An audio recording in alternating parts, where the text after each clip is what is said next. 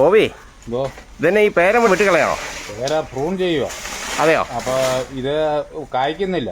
ഇത് വളർന്ന ഇത് കണ്ടില്ല, മുകളിലേക്ക് ഇങ്ങനെ ആമ്പലിച്ച് പോവുക. കായകൾ ഉണ്ടാകുന്നില്ല, ഒരു കായുമില്ല. ഒരു കായവുമില്ല.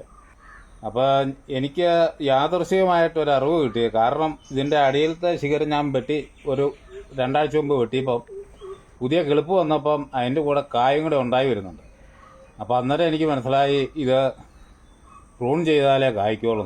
അപ്പോൾ ഇങ്ങനെ ഈ വെട്ടിക്കഴിഞ്ഞാൽ പുതിയ കായ ഉണ്ടാവും എന്നുള്ളത് നിങ്ങൾ പരീക്ഷണത്തിൽ കണ്ടുപിടിച്ചതല്ലേ?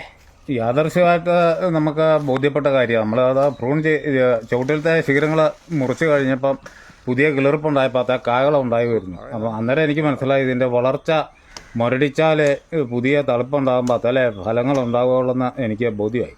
അപ്പോൾ അതുകൊണ്ട് എന്തായാലും ഇത് മൊത്തമായിട്ട് വെട്ടാൻ തീരുമാനിച്ചു. അതുകൊണ്ട് ഇത് മൊത്തമായിട്ട് വെട്ടി നിർത്തുകയായിരുന്നു. അപ്പോൾ ഇതിൻ്റെ ശാസ്ത്രീയമായ ഒരു അടിത്തറയുണ്ട്. അപ്പോൾ ഇത് പ്രൂൺ ചെയ്ത് കഴിയുമ്പോൾ ഇതിൽ ഫലങ്ങൾ ഉണ്ടാകാനുള്ള ടെൻഡൻസി എങ്ങനെ ഉണ്ടാകുന്ന ഉള്ള കാര്യങ്ങൾ കൃഷി ഓഫീസർമാർ അറിയാവുന്നവർ അത് വെളിപ്പെടുത്തിയാൽ നമുക്ക് ഉപകാരമായിരുന്നു. അറിയാവുന്ന ആരെങ്കിലും അല്ലേ? അറിയാവുന്ന ആരെങ്കിലും, കൃഷി ഓഫീസർമാർ വേണമെന്നില്ല, ആരെങ്കിലും അല്ലേ?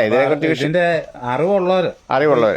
ഇതിപ്പം നമ്മൾ കട്ട് ചെയ്ത് കഴിയുമ്പം ഇങ്ങനെ ഉണ്ടാകുന്നുണ്ട്. ഇതുകൊണ്ടോ ഈ പേരയ്ക്ക ഉണ്ടായി നിൽക്കുന്നതിൻ്റെ തെളിവ്.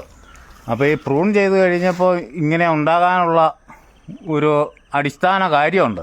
അപ്പം അതൊന്ന് വെളിപ്പെടുത്തിയ ഉപകാരമായിരുന്നു. എല്ലാവർക്കും പ്രയോജനപ്പെടും. റംബുട്ടാനൊക്കെ പ്രൂൺ ചെയ്യുന്നതിനെ കുറിച്ച് നമ്മൾ കേട്ടിട്ടുണ്ട് അല്ലേ? റംബുട്ടാനൊക്കെ അല്ല, നമ്മുടെ ഈ കൊക്കോ നമ്മൾ പ്രൂൺ ചെയ്താലേ ഇത് കായ്ക്കുള്ളൂ. അത് വെയിലടിക്കുമ്പം ഈ ശിഖരത്തെ വെയിലടിക്കുമ്പം കാകൾ കൂടുതൽ ഉണ്ടാവും. അപ്പോൾ കൊക്കോ ഇങ്ങനെ ഇല ചൂടി കിടന്നാൽ കായ്ക്കുകയില്ല. കായ്ക്കുകയില്ല. അപ്പോൾ പ്രൂൺ ചെയ്തെങ്കിൽ മാത്രമേ അതിൽ ഉൽപ്പാദനം ഉണ്ടാവുള്ളൂ.